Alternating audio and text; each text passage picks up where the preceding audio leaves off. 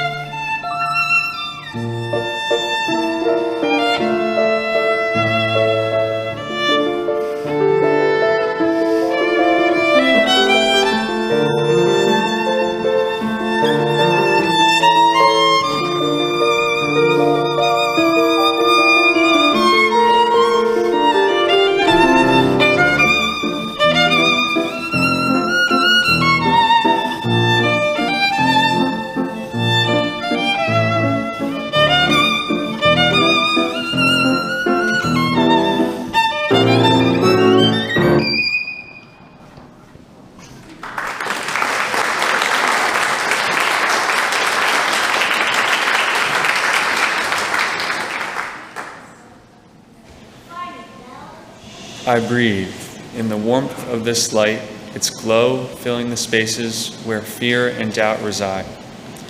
I breathe out the tension I carry. I release what no longer serves me. I breathe in the strength of our community, a sanctuary of diverse voices and shared purpose. I breathe out the urge to go it alone. I embrace the power of togetherness. I breathe in the courage to speak truth, even when it trembles on my lips. I breathe out the silence that holds me back. I make space for honesty and justice. I breathe in the hope of transformation, knowing we are here to build and to heal. I breathe out despair, trusting that change is born in small acts of love.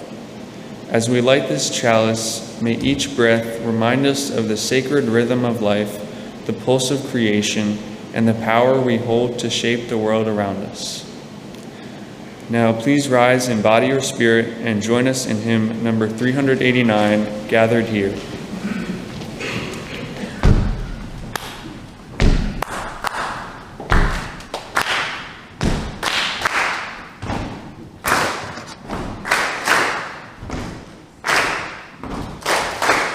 Gathered here in the mystery of the hour, gathered here in one strong body, gathered here in the struggle and the power, Spirit draw near. Gathered here in the mystery of the hour, gathered here in one strong body, gathered here in the struggle and the power, Spirit draw near. Gathered here in the mystery of the hour, gathered here in one strong body, gathered here in the struggle and the power, Spirit draw near. Gathered here in the mystery of the hour, gathered here in one strong body, gathered here in the mystery of the hour, gathered here in one strong body.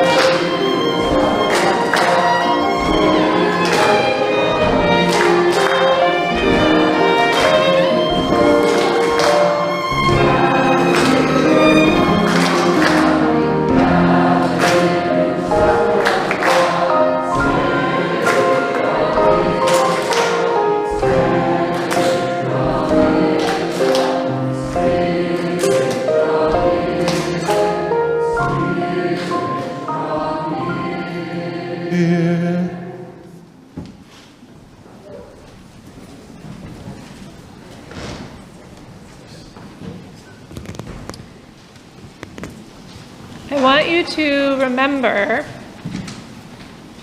the sound of rain. Rain on your windows, rain on a metal roof, rain on the sidewalk,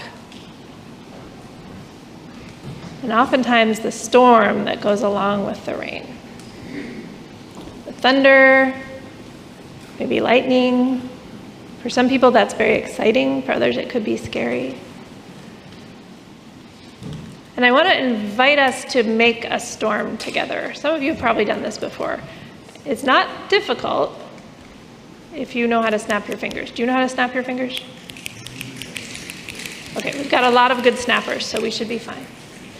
I do have some instruments here to help with. So we've got 2 sets of bangy things and then a rain stick and a rattly thing. So I need like 4 people. Are there 4 people who would like to come up and do one? Sam, which one do you want? Okay, come on. Okay, Sam's got the rain stick. So that's not it yet. It's like that. Like it up and down. Yeah. Harrison, do you want the little chimey things? Cymbals, thank you. Yes. And what does yours sound like? Okay, so those things all probably are going to happen at the peak of our rainstorm. when things get really exciting. Because if you do those at the very beginning, it's going to be a little weird, right? Take a break for a minute. Okay. Okay, so basically, everybody, you're just going to do what I do. And what you have to watch me because it's going to change. Okay, but that's okay. Like, change happens slowly in a rainstorm. It comes and then it goes. You guys ready? Okay.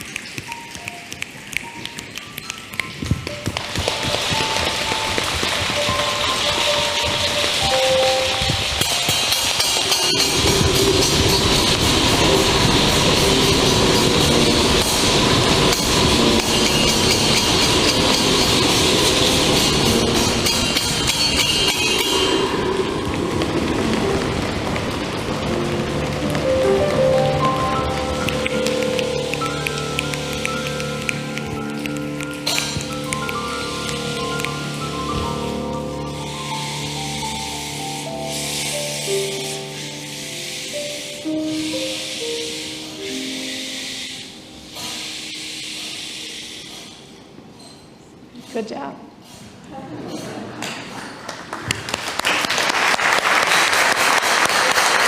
Okay, you guys can put this stuff back down. I'd like to invite children and youth to come with me to the atrium. We are going to be packing the bags for our Family Promise friends.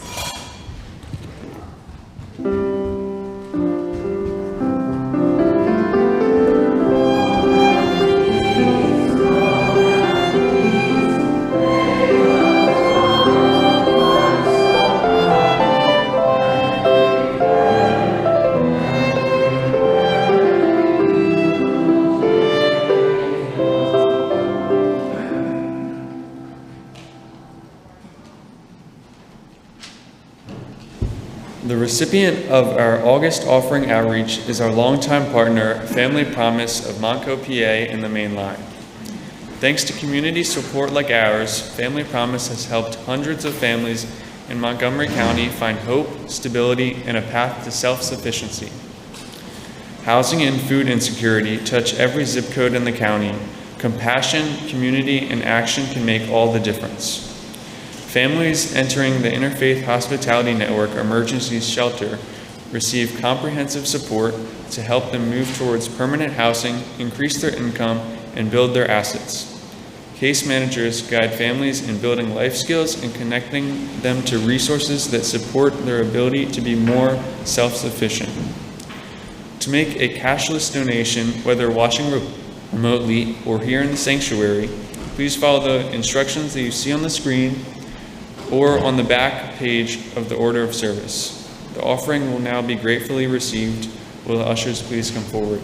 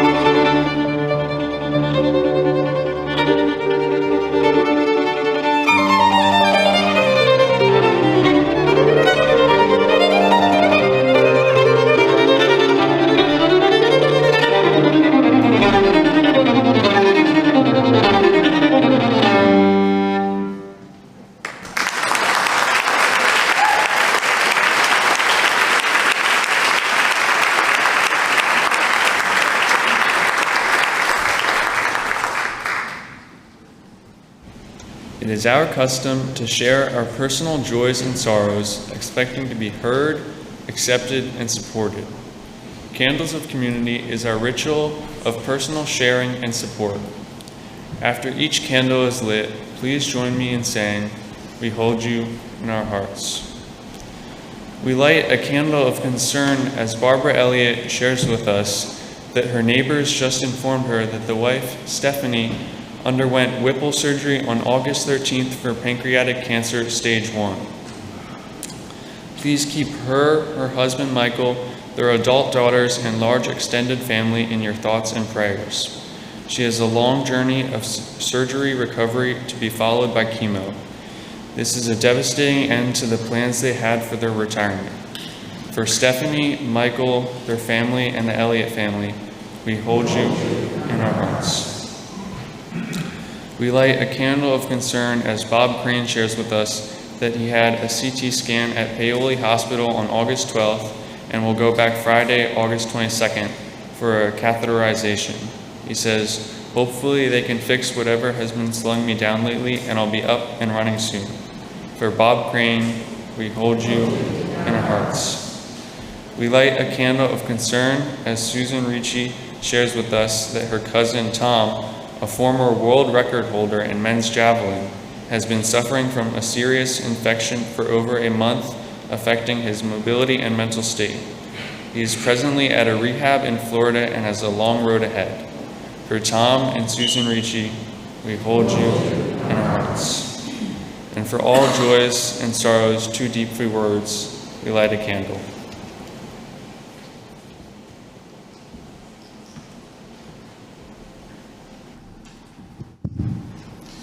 This morning's reflective reading is from Congresswoman Alexandria Ocasio-Cortez from the Fighting Oligarchy Tour in Nampa, Idaho.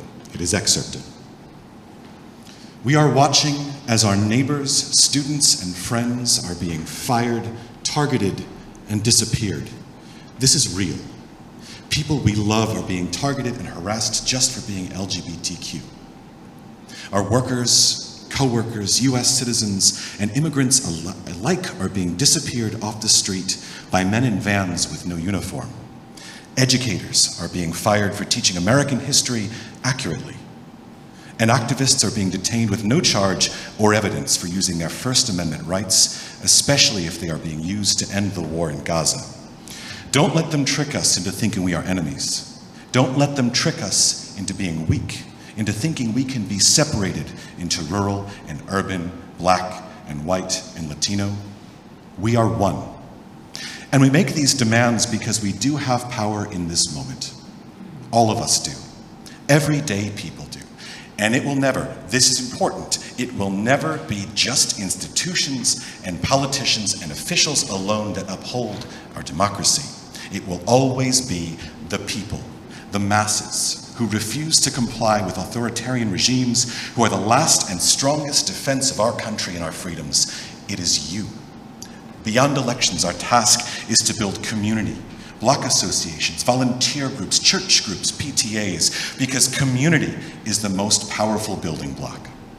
We have to defeat authoritarianism and root out corruption. So when they try to take our school boards and rip down the rainbow flags, we say no. Protect our kids here. It's up to you. Our goal here today is to commit to building the kind of country that we all deserve.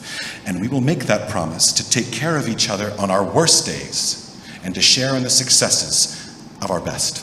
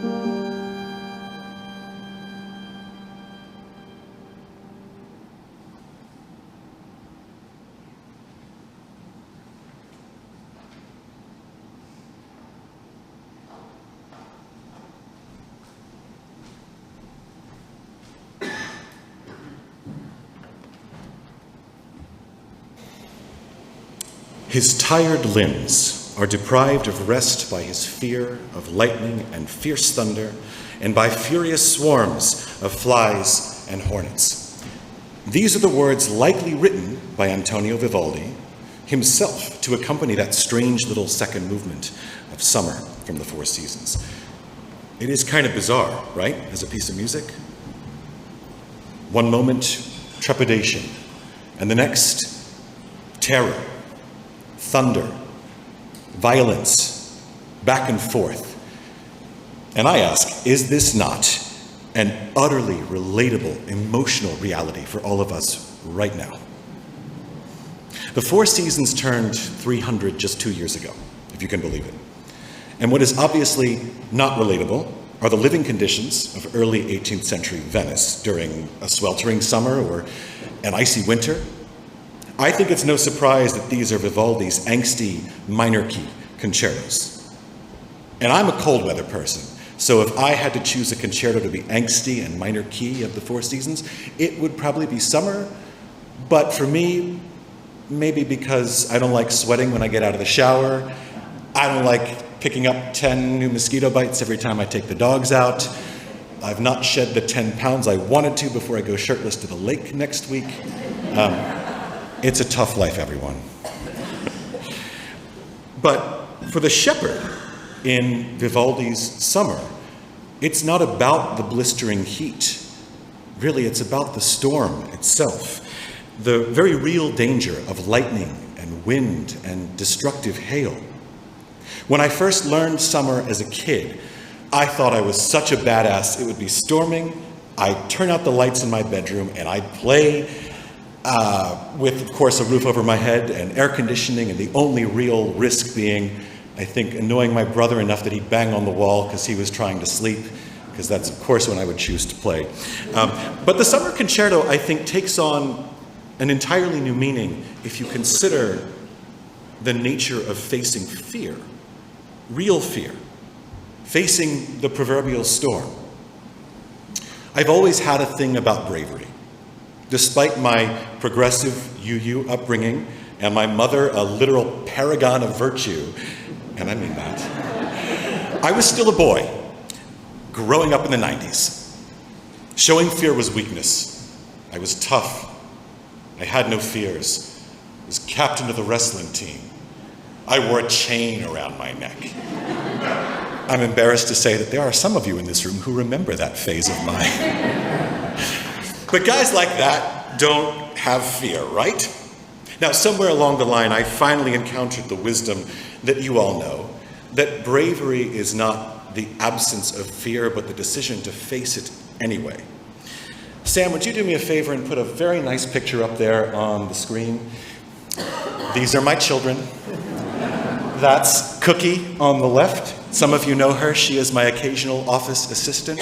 She comes and works with me. Her counterpoint in high-level music theory is very good. I don't bring Abby on the right, who would probably chew on my desk if she came. But I love them both equally.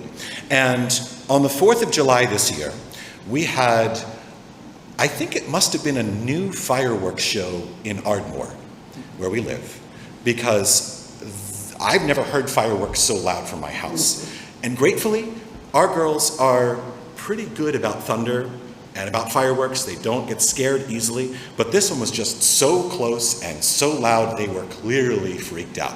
I watched as their tails descended between their legs. Abby scurries upstairs to run behind the bed. Cookie stands there in the middle of the living room with her ears perked up. We call this her German Shepherd impression. Clearly frightened, but intrigued. Maybe protective, defensive. I went outside, perhaps to put something on the porch, I don't remember, but I left the door ajar for just a moment, and in that moment, Cookie sprinted right past me, you're not going to catch a greyhound, off into the night. Now, our yard is fenced in. We knew she was safe, but she was frightened and went tearing out to face her fear to protect her family. Or maybe because she loves chaos. I don't know, technically her brain is the size of a walnut, but I was utterly impressed by her instinct nonetheless. Do you know what I fear the most? More than anything, not a rational fear, but the thing that makes my heart pound so much I think I'm going to pass out, is playing the violin in public. Didn't expect that, did you? Now, I'm not talking about when I improvise over hymns or play with the band or play fiddle music, but when I'm playing classical music like Vivaldi, it's tough. I remember in 2022, when I was running for state representative, I was debating my opponent for the first time at Haverford College. And as I was standing there, freaked out of my mind, what am I doing here? I'm not qualified for this. I began to give my opening remarks. And you know, the only thing that was on my mind once I started, in a situation with actual stakes, oh my God, this is so much easier than playing the violin. I was in grad school a number of years prior, and I was in a competitive studio of virtuoso violinists from the US and China, and somehow I had won the concertmaster seat. I did not feel I deserved it, but expectations were very high of me at our first studio recital of the semester. Whew. I got through it, and later that night I was in a minor car accident that could have turned major. I was taking the ramp onto I-95 North, and it was raining. Car slid out of control, and if not for a barrier, I would have gone right over, dropped 30 feet onto I-95. And as my life was flashing before my eyes, do you want to know what thought I had in my head? Oh my God, this is so much easier than playing the violin. You've all heard the statistic that more people fear public speaking than death. Playing the violin is my public speaking. And I face my proverbial storm almost every Sunday in front of you. But it's not for no reason that I force myself to be brave. By facing my fears, I get to share my music with you. Paradoxically, there's almost nothing I enjoy more in my life. By facing my fears on July 1st, 2011, I asked the star soprano Caitlin Watterson if I could kiss her after a night of dinner and conversation. I have learned well the selfish utility of bravery. But best of all, unbeknownst to me at the time, I've been preparing myself for the selfless kind of bravery. Because so far I have described irrational fears. If I play out of tune on the violin, nobody gets hurt. I don't know if that's true when I play the tuba. Facing the storm of our United States government is another story. And of course you knew I was going there. I've only been on this earth 36 years, but would you all not agree that this is the most frightening era of our lifetimes? Our whole existence has become Vivaldi's shepherd in the second movement, cautiously waking up each day to carry on with our lives, and then, newsflash, the Trump administration is abducting people and sending them to a death camp in El Salvador. And we try to pick up the pieces and move on with our lives, and newsflash, now we got our own death camp in the Everglades. Or newsflash, Congress is passing sweeping Medicaid cuts, or vaccine research decommissioned. The EPA got it. Trump sides with Netanyahu. Trump sides with Putin. ICE takes over LA. The National Guard takes over DC. Unidentified masked men spontaneously disappearing anyone who looked too brown. Friends, you all know this storm is here. And it's a Category 5 hurricane. We are not on the brink of fascism anymore. We are living in it. Sorry. I know I don't sound like my usual optimistic self. I am kind of the village optimist in most of my circles, friends, family, political contacts, musical contacts. Many of you would accuse me of being such around here. But these days, even I have a hard time justifying optimism. People say, well, it'll all be over by 2029 when he's out. We've been at this for 7 months, and he's got another 3 years and some change. You think we'll be okay? We'll flip Congress in 2026. And that assumes a lot about free and fair elections. Well, you know what? The Epstein files, that'll get them. I wish I could tell you that MAGA was not okay with pedophilia, but they all know what he does. cholesterol. It'll do its thing eventually. And then we get J.D. Vance, who's Trump, but smart. And I get it, this is upsetting, it's uncomfortable, especially coming from the pulpit. I suspect I'm making a number of you pretty uncomfortable right now. But as Unitarian Universalists, we simply have to have this conversation in earnest. We can't afford to beat around the bush anymore because our religion is love. Our religion is justice, equity, transformation, pluralism, interdependence, and generosity. The current state of our nation flies in the face of every single value for which we stand. This isn't about politics. And take it from me, I'm the church-state separation guy. I ran a national podcast and advocacy organization around keeping politics out of the pulpit and vice versa. I am the founder and current chair of the Secular Democrats of Pennsylvania, an organization that does the same thing. And despite the IRS signaling that it's now totally cool to endorse political parties and candidates from the pulpit after all, that's not what I'm doing. This isn't about politics. This is about people's lives. Amen. How on earth can the mere mortal then, the fearful shepherd, face the indomitable power of the storm? I think AOC said it best. Don't let them trick us into thinking we are enemies. Don't let them trick us into being weak. Beyond our elections, our task is to build community, block associations, volunteer groups, church groups, PTAs, because, and this is the important part, community is the most powerful building block we have to defeat authoritarianism and root out corruption. To me, the obvious analogy is that while the shepherd cannot defeat the storm, he can protect his flock, his family. First and foremost, we must take care of each other. And this is where that selfless kind of bravery comes in. Most of us in this room are safer than the grand majority of people in this country. Most of us are white, straight, cis, and financially secure. Some of us, like me, are even young, able-bodied, and male. In the words of Uncle Ben from the great literary masterpiece, Spider-Man, with great power comes great responsibility. And one way or another, every single one of us shares that responsibility to one another. And I believe in direct proportion to the social power of our privilege. And I don't talk of privilege in a disparaging way, but as a simple matter of fact, none should feel guilty for their privilege so long as they don't fail to recognize it or squander its power to elevate those who don't have it. It's why I'm a lifelong activist. Long before I understood the scope of my privilege, I was lucky to be immersed in our UU culture of community and advocacy.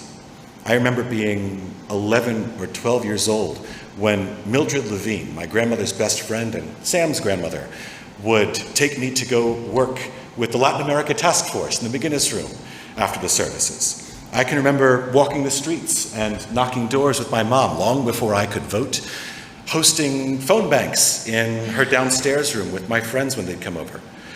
Must have been a lot of fun to get invited to come to David Brown's house to hang out. I put them to work. To me, activism was an inevitable factor of life. And I don't think it ever occurred to me before very recently that, in a way, it's kind of my religion, right? Isn't it the essence of who we are as UUs? I've always been attracted to humanism and the humanistic nature of universalism. To me, it's almost the poetic higher power in which even a cold, hard atheist like me could accept as irrefutable truth. The whole is greater than the sum of its parts. We are stronger together. Together, we are a higher power, literally. And by this logic, what could possibly be a stronger spiritual endeavor than activism? To protect the marginalized, to preserve our planet, to bravely, again, not without fear, but in spite of it, face the storm of injustice, hate, greed, blind ambition. But what on earth does that look like now? How does a shepherd confront a literal meteorological phenomenon? How would any one of us, or even many of us together, confront MAGA, the billionaire class, white Christian nationalism, big tech, a violently misogynistic, transphobic online ecosystem, trillions of dollars over decades of far-right disinformation, and greedy, self-interested career politicians, all working together. Truth is, I don't know. At least, I'm not sure anyway. But I have a good hunch. See, I'm the fool who still believes that people are inherently good. I'm not talking about the obviously malevolent figures in power, but average people, even crazy and controversial, though it may sound, the majority of the MAGA base.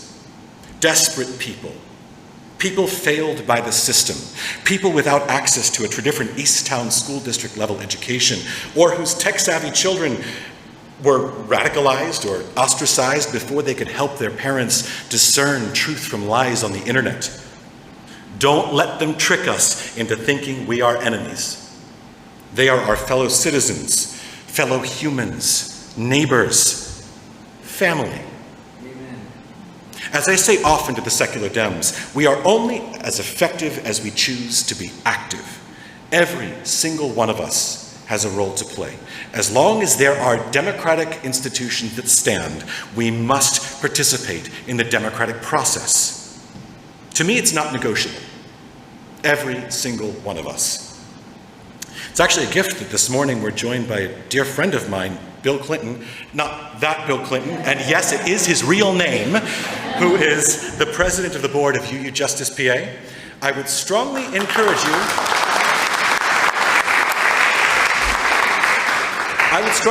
you to have a conversation with him at coffee hour.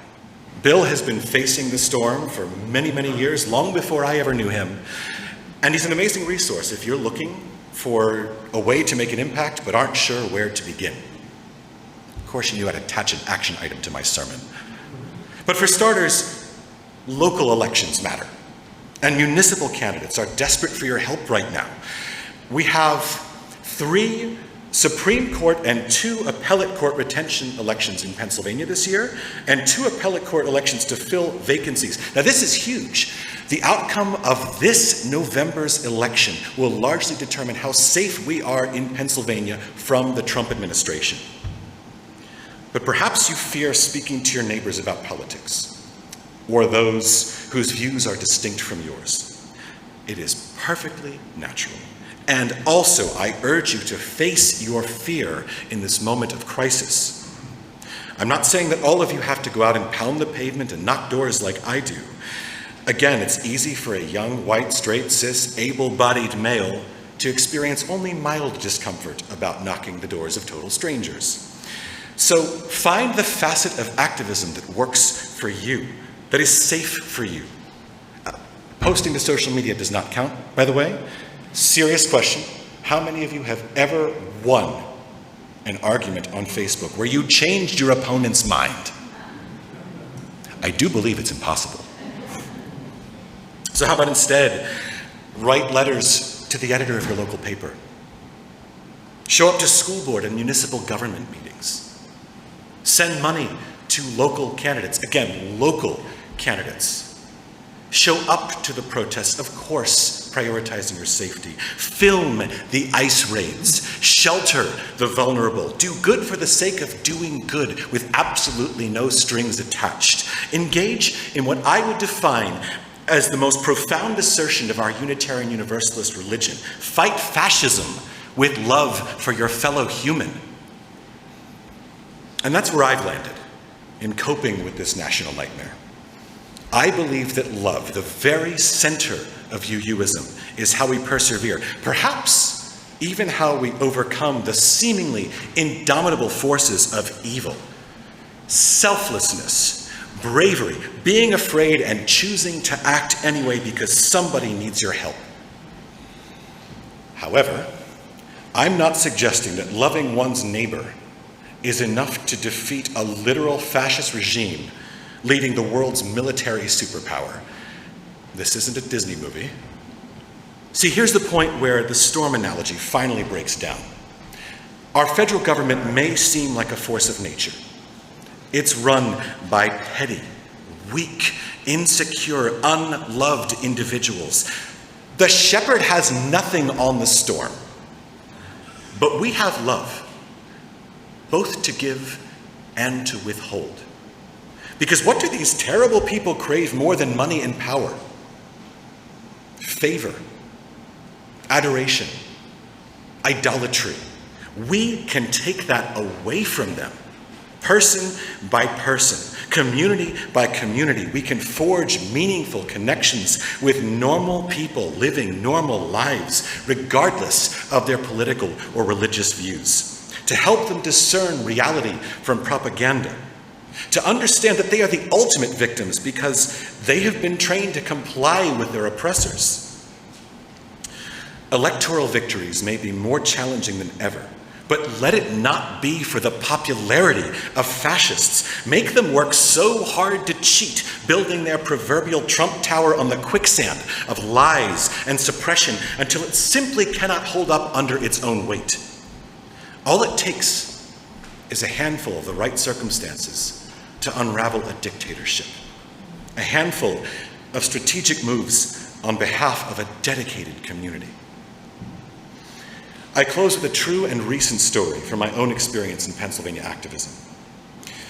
Many of you remember that in the wake of the Dobbs decision in 2022, the Pennsylvania legislature, which was entirely Republican at the time, signaled that their agenda, should they keep their seats, would be an abortion ban in Pennsylvania, which would then pass twice in consecutive sessions in the legislature and go straight to the ballot. And for those of you who know a thing or two about ballot measures, they go the way the lawmakers want them to go because they write them however they want. So this was the storm we faced, and we were running at the time a scrappy little caucus, the Secular Democrats of Pennsylvania. I think there were 16 of us across the state of Pennsylvania. My mom, who is still our secretary, was there because I begged her, please, I can't get people to show up to these meetings. We now have 2,000 people across the state. She's still our secretary because I conscript her to do things like this. But the 16 of us decided we needed to do something. We couldn't cower in fear and wait for the inevitable. So we adopted a model of endorsing candidates who were pro-abortion rights in competitive districts. We supported a couple of candidates, but one in particular, I don't remember why it worked out this way. We ended up supporting her more than the rest. I think her team was perhaps more amenable to our help. Melissa Serrato, who was running in Pennsylvania's 151st legislative district up in Montgomery County against an entrenched anti-abortion incumbent. Election day comes around. Some of you do remember how nerve-wracking this was, because by the next morning, out of 203 legislative districts in Pennsylvania, 101 went to the Democrats, 101 went to the Republicans. One seat was hanging in the balance because it was too close to call. The Republicans had already kept the Senate. This was our last chance. It was Melissa Serrato's seat that was too close to call. And so I think it was maybe a week later, 2 weeks later, it felt like an eternity. Melissa Serrato won her seat, flipping the Pennsylvania House by 63 votes. 63 votes is why we don't have an abortion ban in Pennsylvania, almost certainly. So, yeah, amazing.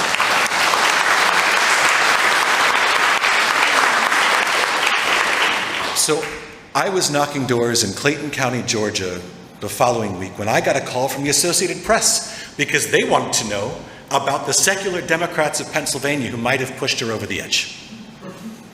Or across the finish line, that might be the wrong analogy. And I made the cheeky comment, I'm not saying the secular Democrats of Pennsylvania flipped the House, but I'm not saying we didn't. Because again, we couldn't stand to cower in fear nor throw our hands in the air, but we also never expected to make an impact that perhaps swayed the entire state's legislative agenda. Perhaps.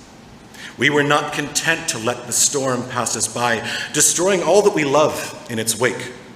We chose instead to manifest the storm, a storm of love, justice, and deep empathy for those who suffer more than we.